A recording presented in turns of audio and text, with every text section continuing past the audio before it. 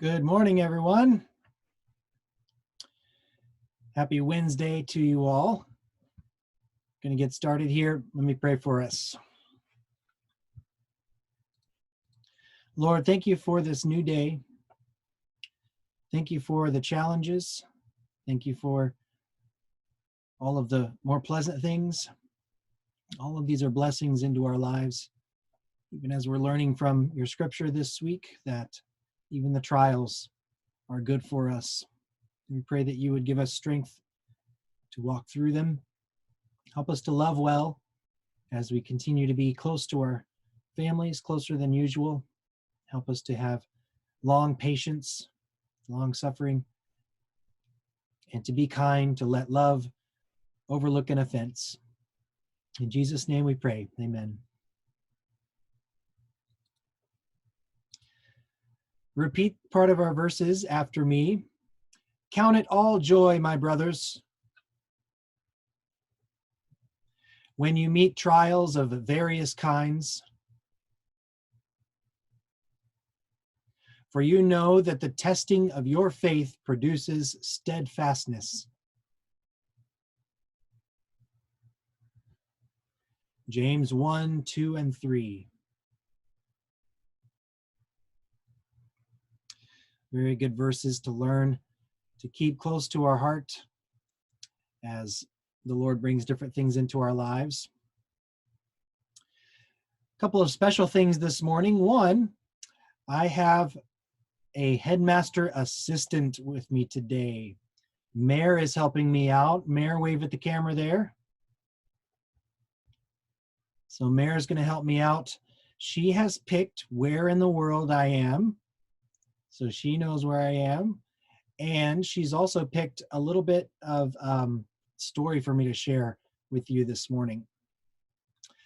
In addition to that, Benjamin Helseth, he won the prize to pick out one of the songs for Assembly. So he's picked out our song for the week. Now, yep, just checking to make sure he's here with us. So he picked out our song. We'll start with that.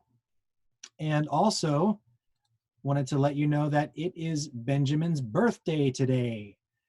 So everyone wave at him, give him a little birthday greeting there. Happy birthday, Benjamin.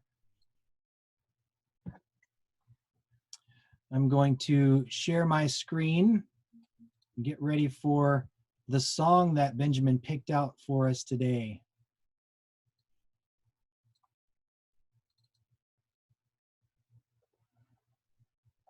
All right, are the words big enough? Can you see them? All right, good.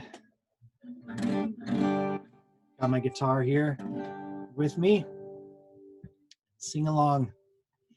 Jesus said, you search the scriptures, for in these you say your life will never end. Don't be misled. The life you're looking for is found in me, for I am found in them. And these are they, these are they, these are they which speak of me. Adam, Abel, Abraham, Aaron, Ammon, Amnon, Andrew, Abishai, Abishag, Abigail, Ahab, tell the world of me. Ahaziah, Amaziah, Ahimaaz, Ahasuerus, Ahithophel, Abiathar, Ahitub, Asahel, and Absalom, Abner, and Abednego, Asa, and Amasa, just to name a few. Now these are they, these are they, these are they which speak of me. Boaz, Balaam, Barzillai, Balak, Barak, Baal, Babel, Baasha, Baruch, Benjamin, all tell the world of me. Barnabas and Bethel, Bezalel and Bilhah, Benaiah, Beneleh, Basham too, Bethlehem and Benadad, Beelzebub and Babylon. The Bible bubbles over with me, how about you? Now these are they, these are they, these are they which speak of me. Caesar, Caleb, Caiaphas, Canaan, Canaan, Caterleo, Mercushi, Chloe, Claudius, all tell the world of me. Corinthian, Cyrenian, Cyrus and the Cretans, Cornelius, Capernaum, and Chenamsi. These are all a part of it. This is not the start of it. Stories are your biblical ABCs. Now these are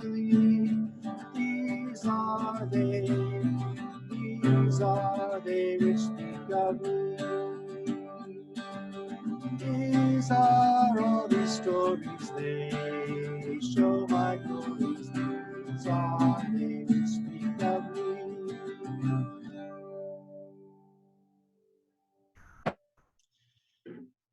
Thank you, Benjamin, for that song recommendation.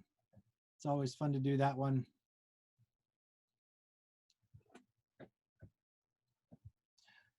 Let's go ahead and travel the world and see if you can guess where I end up.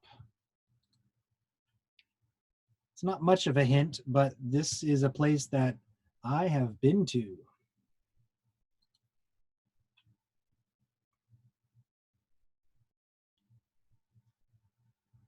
Let me hop out of the way. See if you can guess where I am.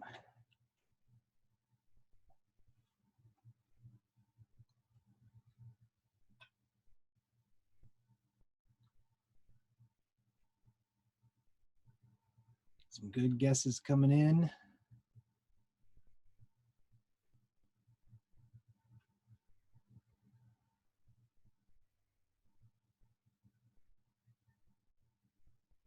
North America, good guess.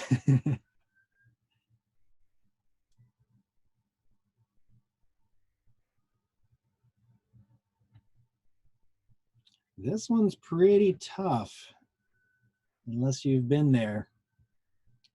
I would guess that some of you have also been here. I'm gonna pop back in.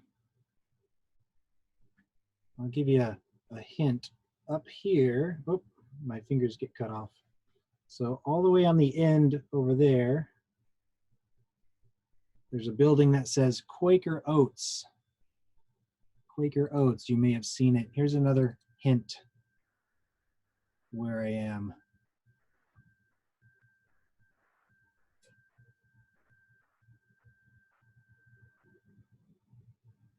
All right, some people starting to say Iowa.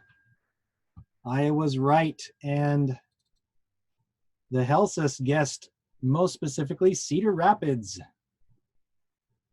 But Mayor wanted me to be in Iowa today, so I picked a place in Iowa that I've been. Cedar Rapids. Has anyone wave at the camera if you've been through or been to Cedar Rapids before? Maybe driving through on a road trip. That Quaker Oats sign is right by the highway when you drive through. It's kind of a big little town, or a little big town. All right. Now let me say a few words about the topic that Mayor wanted me to address this morning. She wanted me to talk about more kitchen magic. More kitchen magic.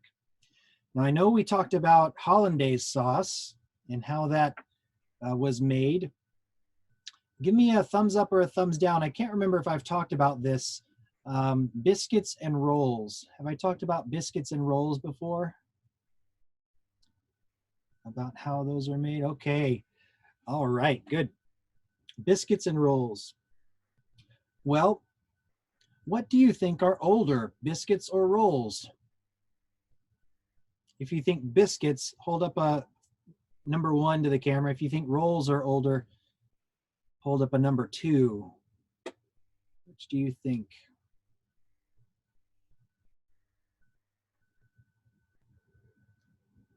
All right, lots of good guesses there. I think I'm seeing more 2s than 1s, but we still have a good number of 1s as well. Well, let me tell you how they're made, and then you can see if your guess was right. Biscuits and rolls are made in different ways, but the premise behind them is the same. So they're both made of flour, some kind of grain, and flour has inside it, if you're using regular flour, gluten. Have you ever heard of gluten before? Gluten is a kind of protein, and proteins are long chains of molecules. And what gluten does, it acts kind of like a rubber band. It's a rubber band in your food. And what happens when you mix up that flour with something wet, it gets those little tiny rubber bands stretching. Have you ever made a dough and it gets stretchy? That's the gluten stretching in there, or the protein. Some people use a different protein than gluten if they have trouble digesting the gluten, but that stretches up. Now you need something else to make rolls and biscuits. More than just the stretchy rubber band gluten, you need little bubbles. The bubbles is what makes it puff up or rise. Have you ever made something in the kitchen and you have to let it rise? You have to wait for it to rise. You have to wait for those bubbles to happen. Now those bubbles are made in two different ways primarily. One is when you put baking soda with some kind of acid, or a liquid with an acid in it.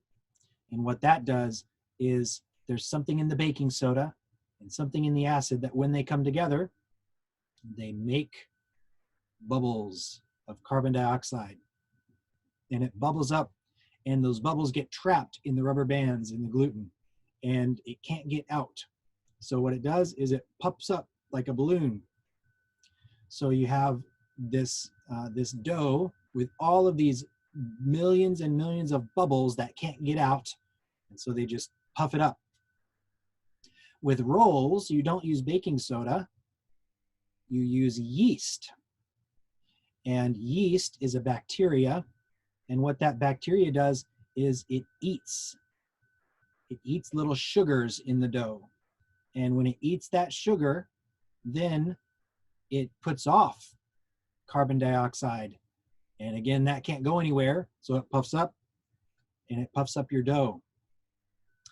So two ways that makes it. One, yeast is a living thing that makes those bubbles, and with baking soda, it makes it with a chemical reaction. So that's pretty incredible. Now we go back to the question of which one was older. Baking soda became popular in the early 20th century when they started making factories that could make chemicals and derive some of these things. And they would start sending out cans of baking soda, and you can see companies that are fighting to sell the most baking soda out there. But yeast has been around for thousands and thousands of years. So when the Bible talks about eating unleavened bread, that means bread that doesn't have the yeast in it. So you're not making those bubbles. So it's a flat bread because it doesn't have those bubbles puffing it up. So you can make bread without any bubbles. That's flat bread, like a tortilla, or I'm blanking on the name for the other kinds, non-bread. Yep. So without the leaven there. Ruben's holding up baking powder, I think. Is that baking powder? Baking powder is similar. Baking powder has baking soda in it, but with an extra chemical that contains aluminum, and that helps some of the chemical process go along. Oh, he's got yeast. Ruben's holding up some yeast there. Many of you probably have some in your kitchen. So the yeast rolls are older in world history. Biscuits would have been newer. Biscuits, when I say that, it's something you're making with, oh, Judah's holding up some yeast there too. And some others, yep. So everybody's got some yeast there in the kitchen. You can make rolls, or we make pizza dough with our yeast when we make pizza every week. It's really fun. So that reaction, it's kind of amazing that people didn't know how it worked a long time ago. So it was really magical that this substance would make bubbles and make it puff up and taste really good when you make your rolls or you make your bread. So the next time you have bread, maybe you can wonder, was this made with yeast bubbles or was this made with baking soda bubbles? And maybe figure out which one it was. But that's how bread is made, and it's pretty amazing thing. And so I've got some more kitchen magic for another time, but we're getting short on our time here. So we'll wrap up. Thank you, Mayor, for that suggestion of being in Iowa today and the kitchen magic, how bread magically puffs up with bubbles and tastes yummy once we bake it. Blessings on your day, everyone, as we go out, and have a wonderful Wednesday. Lift high the cross, the love of Christ proclaim, till all the world adore his sacred name.